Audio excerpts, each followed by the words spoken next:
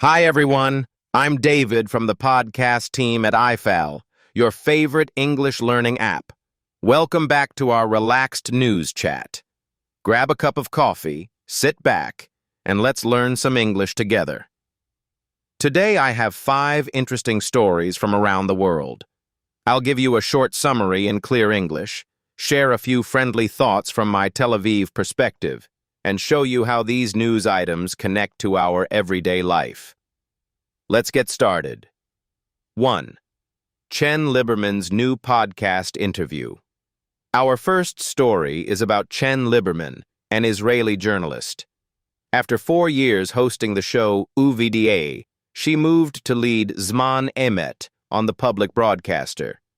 Recently, she joined a Media Institute's TikTok podcast for an open conversation.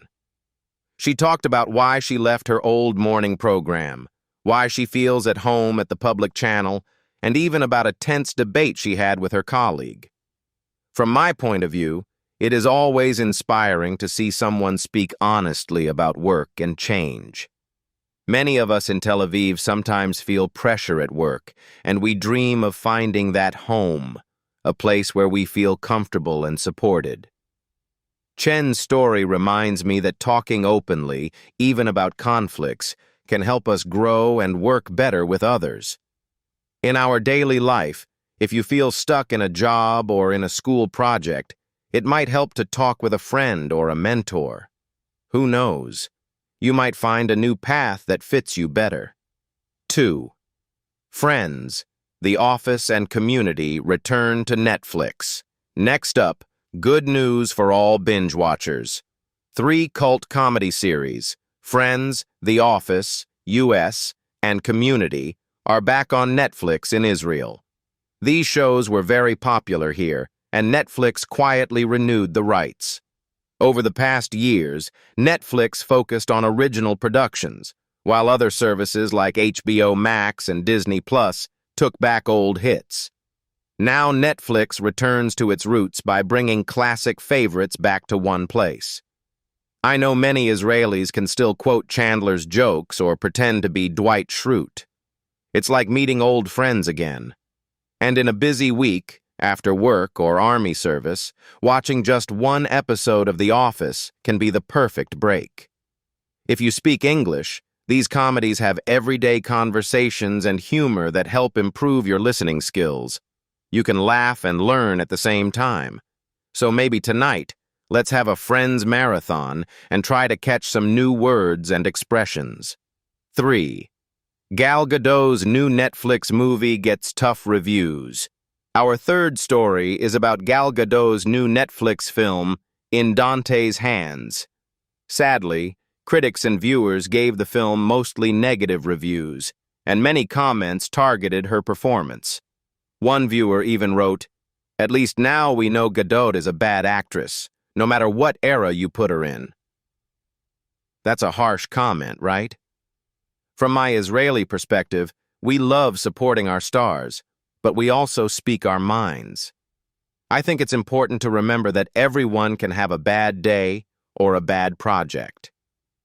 Even the best actors don't always choose the right script. In our life, when something we try doesn't work, maybe a school presentation or a hobby, it feels tough.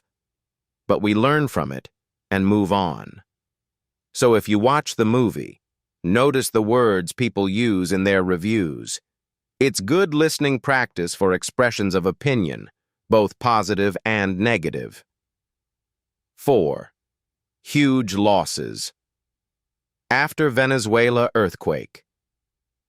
The fourth story is more serious. A powerful earthquake struck Venezuela, and sadly, more than 2,300 people died.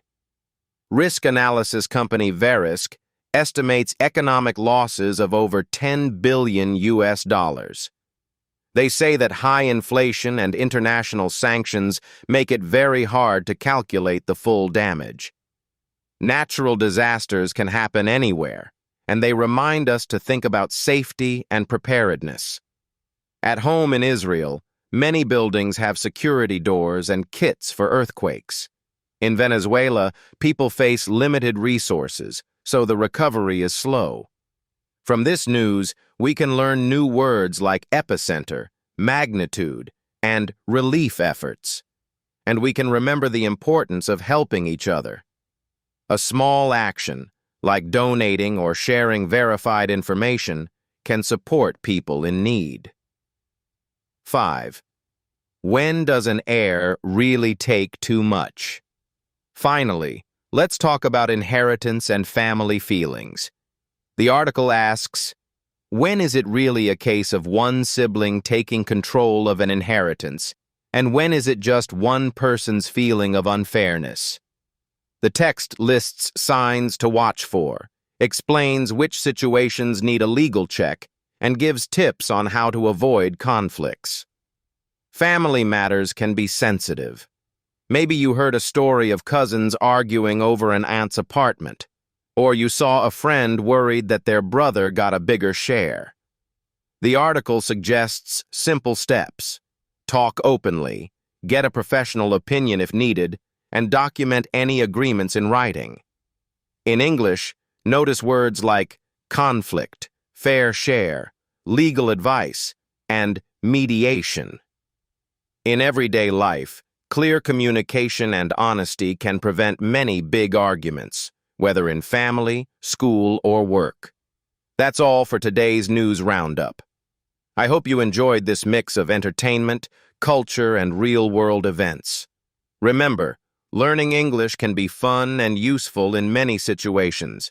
You practice new words, you hear real stories, and you connect with people around the world. Thank you for listening. I really enjoyed helping you learn some English today. If you want to keep improving, check out the I-Fal app, only 20 shekels per lesson. See you next time, and happy learning.